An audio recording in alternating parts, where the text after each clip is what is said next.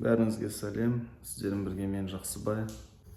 Короче, бүгін деген, точнее, қазір сен қарап жатқан видеода бірінші күн ғой енді арықтайтын.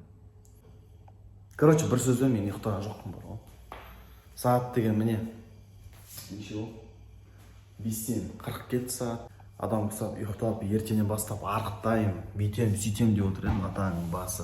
Ұйқыда жоқ. Дымда да жоқ.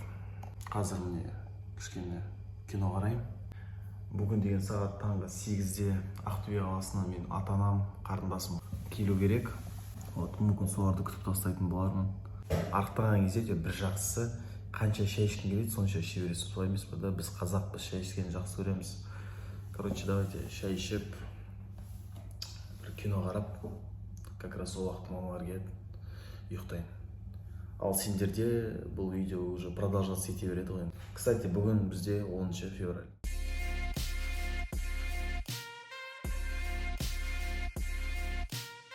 Достар, в общем, мен жаңа сезіп жатырмын, өзімнің арықтап жатқанымды. Бұл деген кішкене қиын болатын сияқты, 92 килограммнан 80-ге дейін түсу. Неліктен? Өткен жаңа мен шай ішейін деп жатқан кезде міне шайға сүт құйдым, но мен сүттен отказ еткен жоқ. Мен тек қана ұнды заттар мен тәтті заттар жемейтін болдым. И рахаттанып шекер салып ішейін деп жатырмын ғой, ама шекер болмайды. Сондықтан құр шай ішетін боламын. Вообще надо было шайды лимонмен ішуге, да? Қалай ойлайсыңдар? Сүттен адам семіре ма, әлде семірмей ма? Или шайға қосқан, ничего страшного.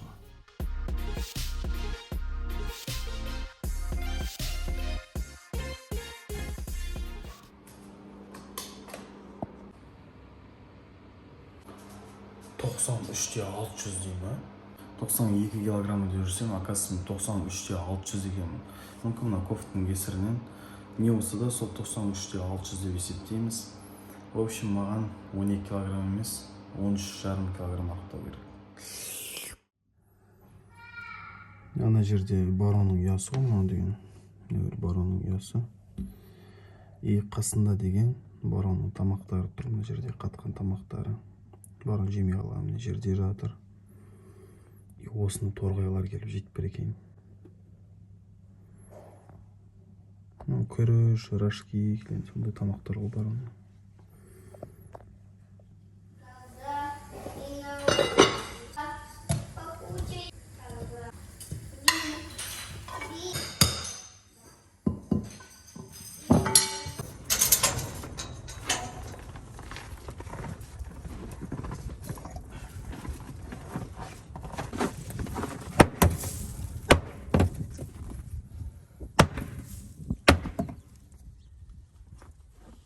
Осыларына жемеген тамақтары қатық болады да.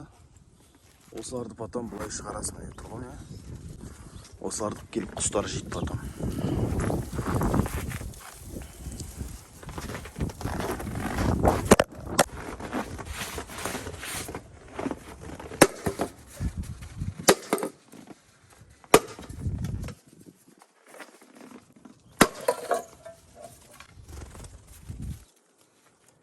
Мороженое жейсің бе?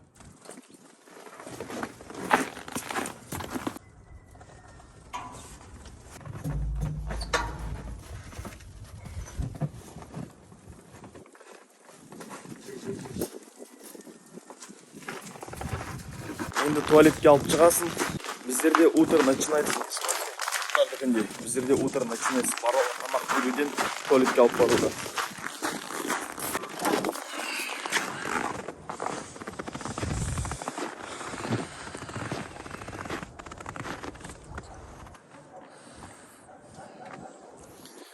Я, ауа-райы керемет болып тұр. Аралап тұр, бірақ салқын негіз. Сендерде салқын ба? Комментария жазып кетіңдер, қай қаладансыңдар, және де неше температура сендерде. Әне барон кіші етіп жатыр.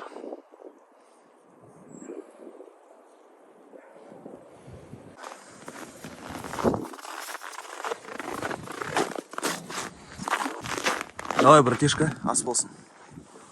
Мен деген бүгіннен бастап диетаға отырып жатырмын ғой. Сахар жемеймін, мучной жемеймін.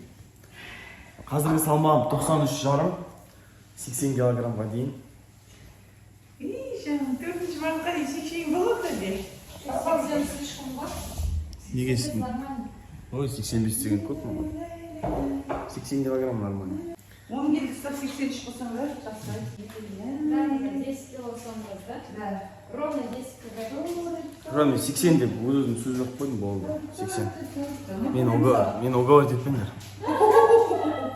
Күштісінде прям аласында бляқ ұқсайтын сияқтысың ба? Атам, мына бер мыналардың бәрі қатем. Мен диетаға отырсам, бұлар деген бешбармақ азапты. Мен тамақ жесем, бешбармақ жоқ еді. Соңғы рет бешбармақты мен осы маңда влог түсірдім ғой. Арықтау деген, аштық деген. Сол кезде бешбармақ жедік соңғы рет. Ты не знаешь, кого напомнил? Өтірік айтады да сен. Өтірік айтады да қалтымыз. В Инстаграме есть один... это, Білем, сары бала. И ол не? Он же вечно это все снимает. Мамасын ба? Просто колобок еще, мамасын сурет. Жеңгесін сүреді. А вы что смотрели? Келіннің аты Алуа. Да. Мен постоянно қараймын олар. Қалба картоп жарады Что да? үй салған сол кез ол? Иә, үй конкретно. Это жюри, что ли, у них? Мен сияқты ғой, мен де мына үй салдым ғой. Білейін. Кухня. Құрма, банан, кефир, вафли маған болмайды. Қаймақ, сүт, қаймақ. Бұл колбасам тоже болмайды маған жерде. Корейский салат, квашеная капуста, картошка. Так, печенье бар, редиска, помидорлар, лаваш, алма, және қияр. Так, лаваш, учетный салат, домашний айран, арықтауға қажет, картошка. В общем, достар, арықтауға алынған заттар міне алма, помидор, құрма, банан, осыларды жайлап жеп, айран ішіп, арықтайтын боламын. Майлы тамақ жемеймін, тәтті тамақ жемеймін, ұнды тамақ жемеймін. Бұлар енді арықтауға қажет жоқ заттар. Қос товарлар, рожкилер жемеймін. Картошкам болады, асқабақты болады, морковь. В общем, осындай мини покупка болды. Осы бұрын деймді, кішкентай кезімде, кішкентай емес, 14-15 жасымда тезеді әке болсам екен деп армандайтын едім. Қайдан білейін, балдарды бағуды оңай емес екен. Қой енді, қой.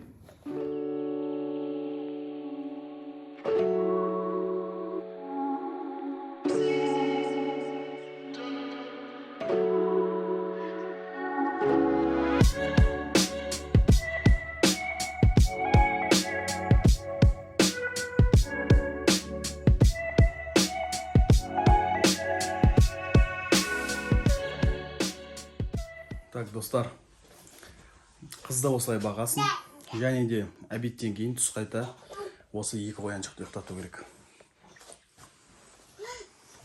Давайте, жатыңдар. Жат деймін, радым. Жатыңдар. Бүйрек жағыңдар. Жатыңдар, ұйықтаңдар, көзден жұмыңдар. Мынау деген біздің гардеробный бөлме ғой. Біздің бөлмемізде менің жолдасым мен кішкентай қызым жатады. Өйткені бұлар ұйқы бермейді. Жолдасым қызым тоқтатады, мен балдарды тоқтатамын. Отбасы деген осылай, достар. Жас балдарсыңдар ғой, қарап отқан көбіңіз. Маған қарап, жайлап көре беріңдер. Ертең отбасы болсын, сіздер де осылай жүресіңдер, балдарың бар.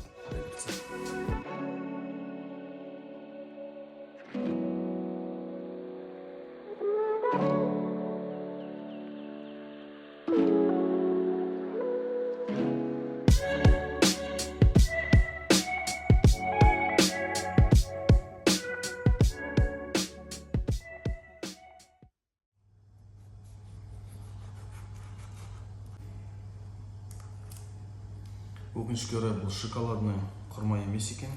Жалпы мен шоколадный құрма жақсы көремін, бұлар білмеймін тамақ деген. Тамақты құрғатып жүре ма бұл құрмалар. Бүгіндікке 2 жұмыртқадан басқа бұнда жеген жоқпын. Қазір кешкі ас басталады. Кешкі асқа салат және де тауықтың еті.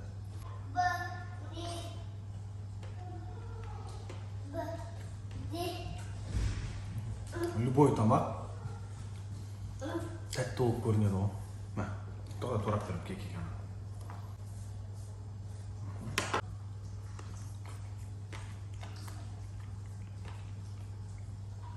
Құрма деген күшті. Так, кешкі асты көрсетіп кетейін. Бүгінге бізде кешкі ас Ол бастың еті мен картошка. Және де окорочка.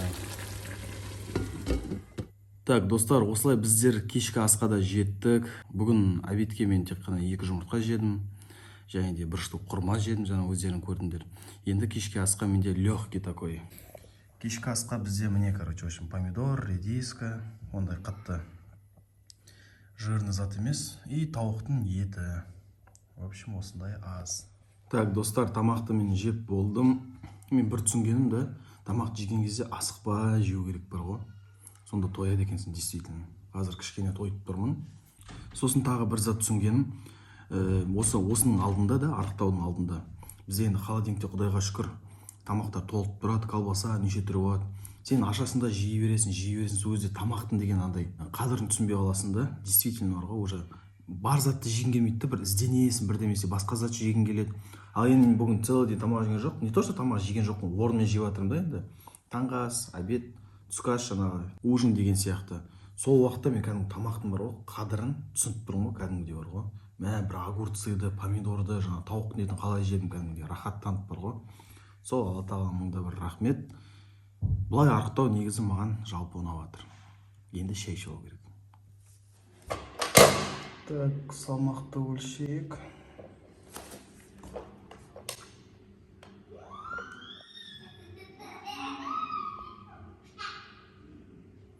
Так, достар, тамаққа тойып тұрғаннан қарамастан салмағым 92-де 500 болып тұр. Кешегі салмақтың арасынан 800 грамм болып тұр. Я, мен енді бүгін обед толық ішкен жоқпын. В общем, результат жақсы, маған ұнап жатыр. Тем более ертең тренировка жасайтын боламыз. Так что арнаға тіркелмеген болса, обязательно арнаға тіркеліп кет, және де комментарий қалдырып кет, өзің ақылдарың бер, лайк басуын ұмытпайсың. Давай сіздермен бірге болған жақсы бай. Кескенше.